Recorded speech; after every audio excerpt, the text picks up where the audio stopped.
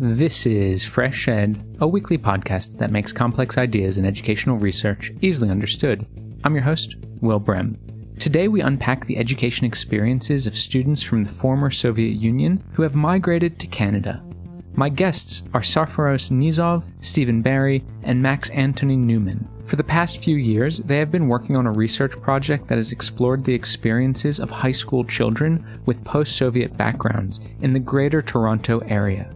The research project strives to improve the education experiences of this under-researched, often misunderstood group of Canadian youth, their parents, and communities who come from the countries of the former Soviet Union.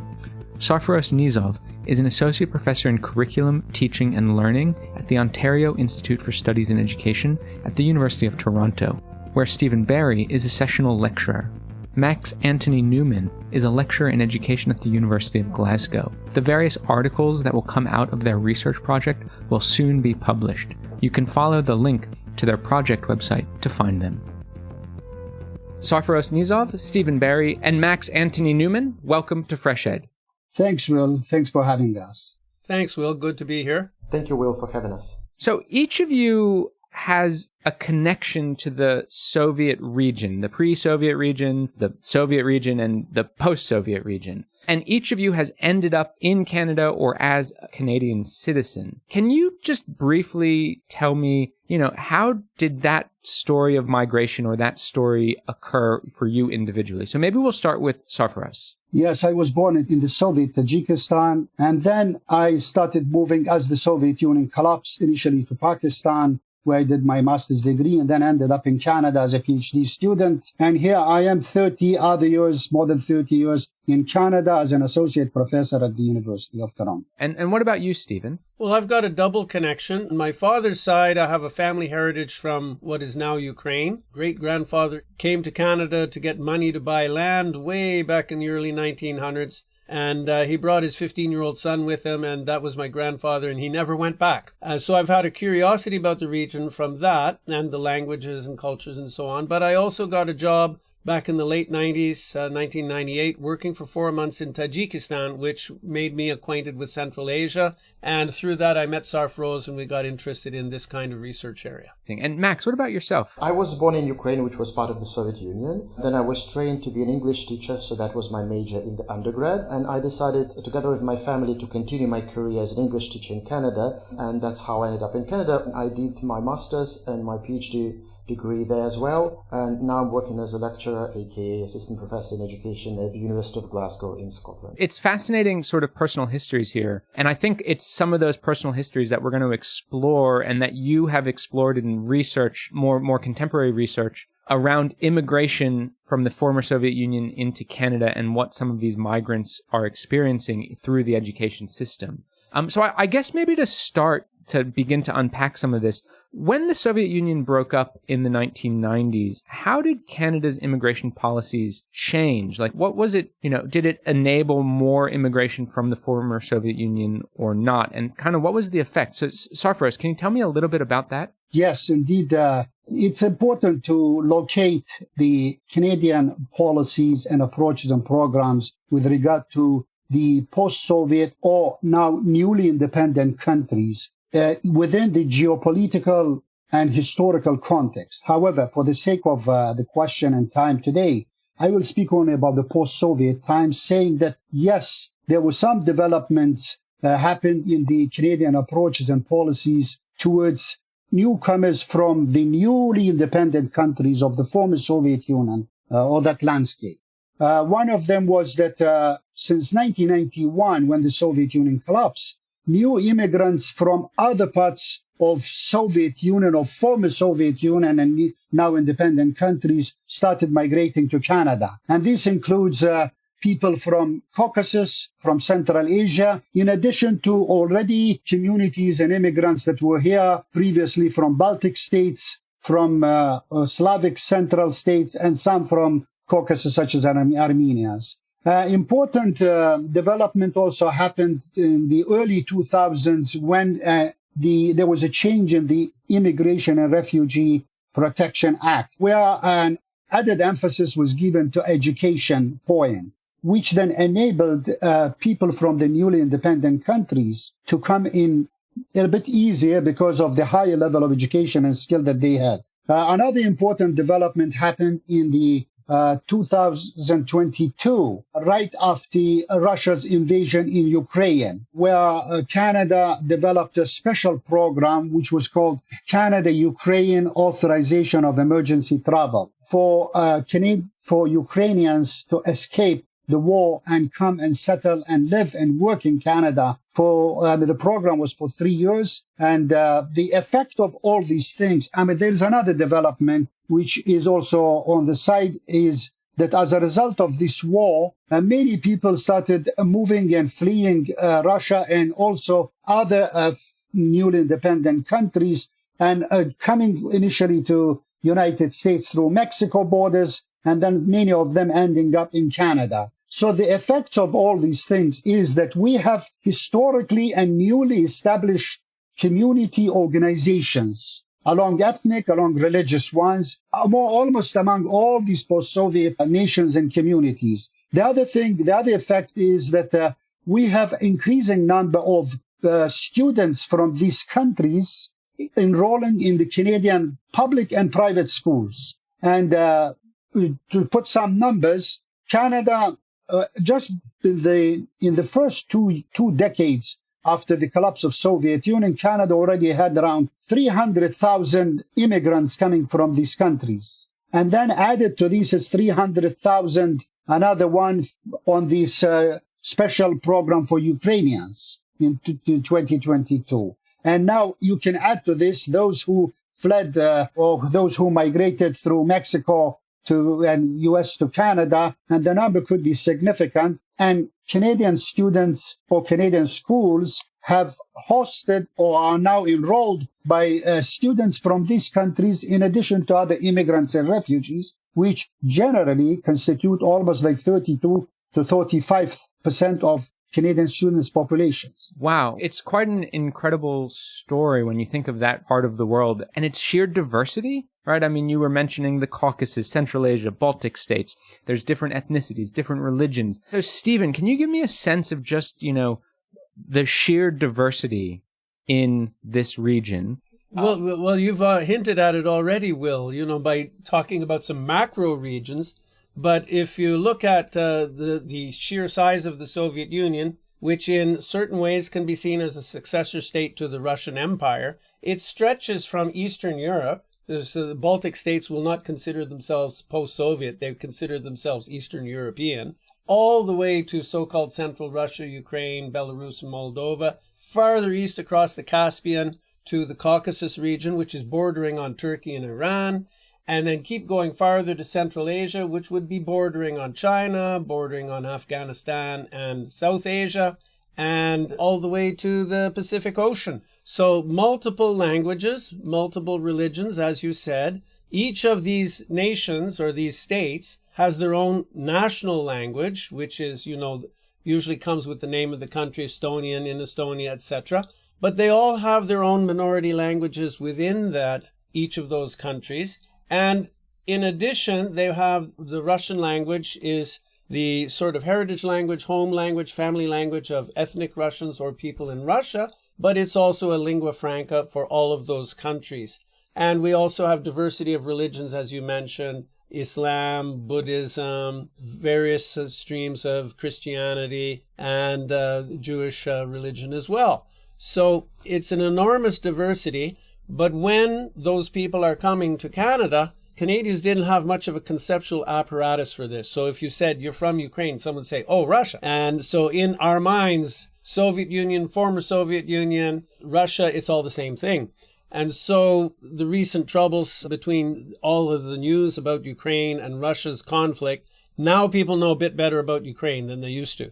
But there's other conflicts and other situations, so people are very fuzzy about places like Tajikistan and so on, unless something happens to draw attention to it. Or has been a conflict between Tajikistan and Kyrgyzstan. Canada's not aware of that. The CBC is not covering it. The other newspapers aren't. The Azerbaijan and Armenia conflict gets a little bit of attention, but just that there has been such a thing And the details of it in Canadian media and in the school system is quite minimal. So then what do the schools do here? Exactly. And that's what we're going to sort of dive into. I guess, to what extent is education sort of a pull factor for migration versus different sort of push factors if it's conflict or economic insecurity? So Max, can you tell me a little bit about why are people from this really diverse region even migrating to Canada? Yeah, so the main reason, it's a combination of two reasons, right? And as my colleagues have already mentioned, most of the immigrants coming to Canada from the former Soviet Union republics after 1991, they have been doing this for the economic purposes originally. So, pursuing better life, looking for, to continue their career. This is what lured me to Canada. So that was in 2010. And as a result, because of the skilled migration program, so the people who come to Canada, and these were mostly the participants in our study, they have relatively high level of education and relatively high level of English and or French skills, because these are the requirements of the immigration system. Otherwise, they wouldn't have been allowed to come. And obviously, we know from sociological literature that parental education is quite an important factor that predicts or shapes educational experiences and outcomes for their children. So I think that's something that's important to keep in mind. And of course, another group of immigrants coming to Canada from the former Soviet republics are unfortunately refugees. They are not necessarily legally considered to be refugees because of that special program for Ukrainians, but they are fleeing the war and persecution. And in the Ukrainian case, because men who are younger than 65, by and large, are not allowed to leave the country, so most of the immigrants coming Canada from Ukraine are women and children who go to school. So they're very much kind of connected to education system. From our data, it's very difficult to say whether education was a pull factor, but because these people are relatively highly educated, and education is an important factor for immigrants in the new country, I think our participants, they pay quite a lot of attention to the education of their children. They're very much invested in it. So it was not the main factor. It's not why they came to Canada, but once in Canada, they are, paying quite a lot of attention to the education of their children. Interesting. And so, the different parents and the students that you interviewed as part of this project, how did they compare the education system where they came from to the education where they were now either sending their children or where the children were actually participating in? How did they see the differences between the former Soviet education systems where they might have spent some time and the Canadian system where they are now enrolled? Max, tell me, what were some of the perspectives there? Yeah, so this is obviously the subjective voices of our participants, right? It's not an objective comparison between the education systems, curricula, pedagogy, and governance, and so on. So, and also I think another kind of caveat is that our participants, the parents, they compare their education, so their memories of their education in the post-Soviet space with their perception of education their children are receiving in Canada now. We interviewed parents and students and teachers. In terms of parents, we found that the perception of similarities and differences between the education systems is based on their curriculum orientations or, curriculum ideologies, this old framework from 1974 developed by Elliot Eisen and Elizabeth Valens. So we found that parents who are following more kind of traditional academic rationalism, they expect school to be, instilling academic knowledge. So those parents in our sample, they were kind of complaining that Canadian education is not rigorous enough. So they wanted more homework. They advocated for more extensive use of textbooks, agendas for homeschool communication. So those things they all exist in Canada as well, but they are not used as extensively as in some of the former Soviet republics. So it's obviously important to mention that the 15 newly independent countries are quite diverse in terms of their educational trajectories. Specifically, countries in the Baltic region, Estonia, Lithuania, and Latvia, they try to implement multiple reforms. They kind of turn the education into a more kind of Western-oriented system. So when students from those countries come to Canada, they don't feel much of a culture shock, not much of a disjuncture. Whereas students from maybe some of the other countries, let's say, Ukraine, Russia, some of the Central Asian states, they feel that it's kind of different. So there is a shift from more teacher-centered to student-centered, so the pedagogy and curriculum, there is they have to choose subjects in high school, And, there are different ways of, navigating the system.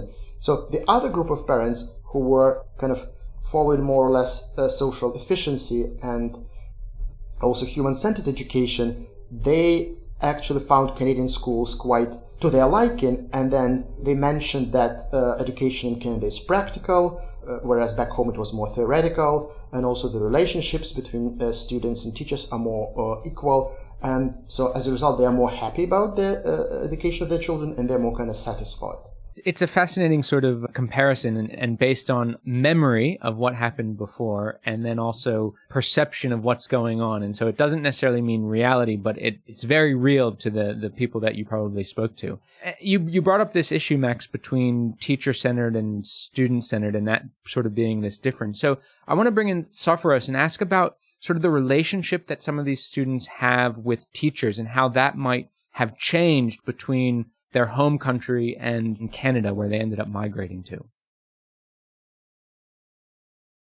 So building on what Max and Steve have just said, the voices of these students and parents are subjective, but they're very important, as you mentioned just now, and they're absolutely valid. And therefore, I would like to focus only on the students' voices and say that by and large, the students, they have positively appreciated teachers, schools, and all the relationships that they have faced in Canada. For example, they highlighted positive experiences, even when we probed for negative experiences. They still spoke largely and mostly positive and compared that with not just back home, but also transitional countries. So they like the friendly, approachable teachers who are open to listen to them, who show caring to them, who are going extra mile, sympathetic, and indeed giving advices on academic, on career choices, and also on mental health, and more importantly, on how to deal with police and, let's say,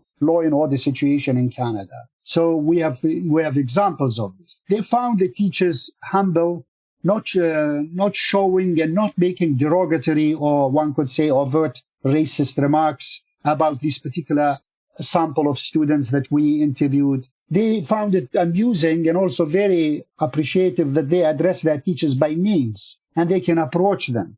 And they do not have to stand up when the teacher comes in and greet the teacher in a formal way and strictly follow what the teachers say. They like their freedom opinions, dress code, freedom of dress code, absence of explicit and overbearing ideological discourses in the classroom. They like the students' diversity in their classroom and how they learn from each other, how they befriend with them, and how this diversity is acknowledged and safeguarded. They also like the non-judgmental approaches of the teachers and of their students' peers in their classroom. Relaxed and non-competitive academic and peaceful social environment is another thing. Availability of multiple resources, openness and flexibility of teachers and of the principals in terms of choices that they are given to students to choose their subjects. Teachers support these students' career choices and so on. So and then also they definitely appreciated the use of their languages in the schools, oftentimes even in the classroom, as Steve just mentioned, and the express and presents about their cultures, about their backgrounds, their countries in positive terms. And of course, they like the extracurricular activities and the resources both in the schools and in the ethnic diasporan community. So these are in some the positive experiences that I would like to highlight that came up from our data. It's really fascinating. And you brought up this issue of language. So Stephen, do these students face language barriers in school? Well, they didn't report too many as such, but the literature is telling us that there are both obvious successes, but also some latent difficulties, somewhat hidden difficulties that don't always appear directly. What most immigrant students in Canada and elsewhere in North America experience is learning English within a year to 2 years generally, conversational English, once they become exposed outside the family, when they start kindergarten or school and so on. They might go through a silent year of 1 year, but after 1 to 2 years, they are interacting in English, and if they've started young enough with virtually no accent, and they present to teachers as native speakers very rapidly, which sometimes means they're treated the same as native speakers, and they're not necessarily completely ready for it, because other studies, one of the OISE professors, Jim Cummins, has studied about the difference between development of this conversational proficiency and an academic language proficiency. And by looking at measures of vocabulary development, we find that the immigrant students, although presenting as native speakers, take 5 to 7 years to develop the average vocabulary of the native speakers, not above average. So sometimes there's a so-called shock in grade 4, 5, 6 when suddenly the language challenge becomes greater. And this is one of the arguments for learning not only the conversational home language, but the academic home language, and developing this kind of literacy skills, academic language proficiency, and academic content via the native language, because it can support the development in the first language and give a kind of a framework to attach this cognitive development and then language development. So what happens in high school sometimes is a lag compared to middle school, and middle school maybe compared to elementary school, where suddenly massive amounts of new knowledge, massive amounts of new terminology and vocabulary are introduced. And we had a conception 20, 30 years ago about language across the curriculum, so that science teachers are seen as language teachers, and social science teachers are also language teachers. And we've gone away from that so that it's the ESL teacher's job to take care of these things. So they're more aware of these issues when they go and take graduate courses at OISE and other places. They're learning about things such as plurilingualism and translanguaging. So our students are multilingual, and we could even say plurilingual. They will be using, if there's enough students in a particular school that they can help each other, more teachers are letting them do translanguaging so that they can use English and another language to understand more and even communicate more. But if they're not in sufficient numbers, they can't do that. But the awareness of using these techniques consciously and not just tolerating it when students do it depends on the teachers having been introduced to these ideas through their pre-service, teacher education and ongoing in-service teacher education. So we're finding a range of exposure to these ideas, and the ESL teachers seem to be more aware of them than the content teachers. It's a fascinating sort of insight around language and sort of inclusion into some of these systems, and how children can be resilient, but also face some serious barriers as the language needs sort of increase over time. So Sarfaroz, do some of these students, have they experienced bullying or harassment? I know it's quite common for immigrant children and students to feel discriminated against in host countries where they ended up living.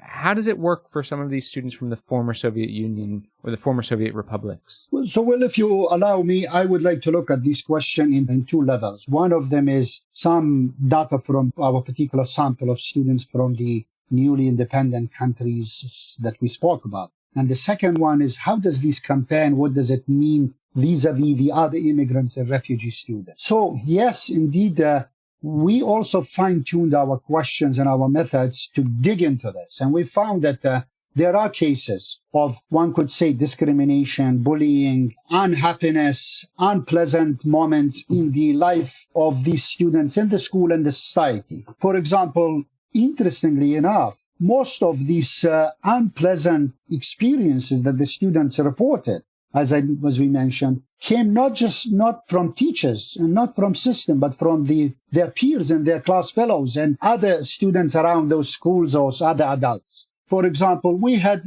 bullying of a Tajik student to the level that his parents pulled him away or out from that public school to another one to resolve the issue. We had a case of voice of a Central Asian Muslim girl who was reprimanded by her Muslim fellows at in the school for not being too Islamic and being too liberal in terms of dress, in terms of relationship with other students, and in terms of even dietary sensitivity. We also had the experience of a Georgian student who was enclosing herself initially because she was finding it too difficult and challenging to connect with this diversity around her. We had Ukrainian students who got a little depressed because of these new overwhelming realities here, as well as what was going on back home. We also have another Ukrainian student who was very unhappy that her English language teacher asked her to be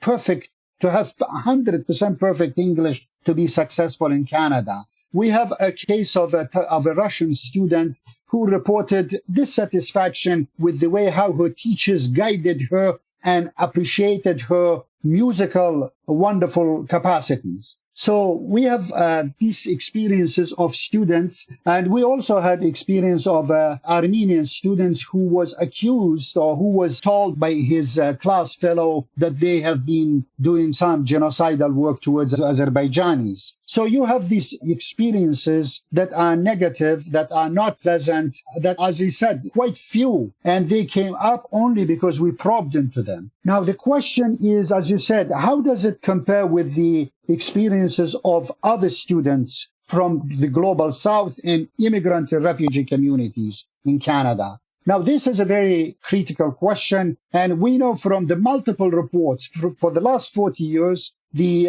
reports, one after another, they report about Orientalism, of racism, colonization, including colonization and all these negative things towards Indigenous and First Nations of Canada. We have reports and analysis providing findings on Eurocentric curricula that excludes the perspectives and histories and contributions of the immigrant and refugee students and presents their countries and their cultures oftentimes negatively. We do not speak about their suffering. For example, our students mentioned that each of their communities had historically suffered a lot, and there is no place in Canadian curriculum and schools to talk about this. These reports also speak about epistemic injustice and exclusion of the perspectives and views and worldviews of the students from other parts of the world. Derogatory remarks about language proficiency, mistrust, low expectations towards immigrant and refugee students, insensitivity towards religious and culturally and dietary nuances, the negative media and larger societal biases about their communities and religion. Now, the question is, how much do our students relate to them? Our students, as I said, largely reported positively and rarely mentioned, even acknowledged many of these things. The question is why? Our analysis shows that part of it could be lack of exposure to these issues of post-coloniality and the other Orientalism, and so lack of awareness and exposure in the larger society back home as well as possibly in Canada among these new communities here. Part of it could be generally they are having a better and more positive experiences because they are invisible. But it is important, and hopefully I'll speak about it later, what does this mean in terms of implications. But there are differences as well as there are similarities, as we said. So before we get to those implications, I actually want to bring up something that kind of has been mentioned throughout the conversation about some of these, global events or conflicts between and among countries that might cause conflict within individuals who migrated from those countries. So the big one, of course, is Ukraine and Russia. And I know, Max, you are a Ukrainian Canadian and spent a lot of time in Ukraine, and you now are getting to interview students who might also be from Ukraine or from Russia, part of this study now that they live in Canada.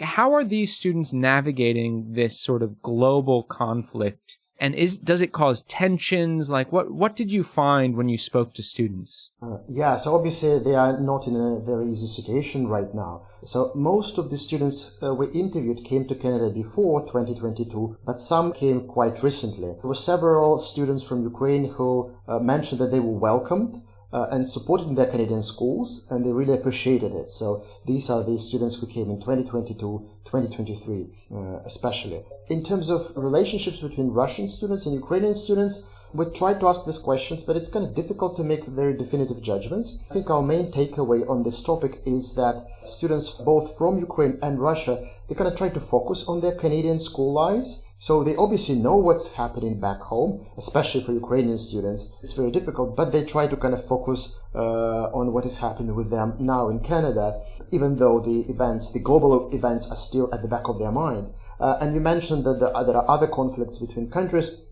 Of course, between Armenia and Azerbaijan and Tajikistan and Kyrgyzstan. There was also civil unrest in Kazakhstan in 2022. So students are aware of those things, but by and large, they're trying to really focus on their studies in Canada. So that's what we found. Interesting.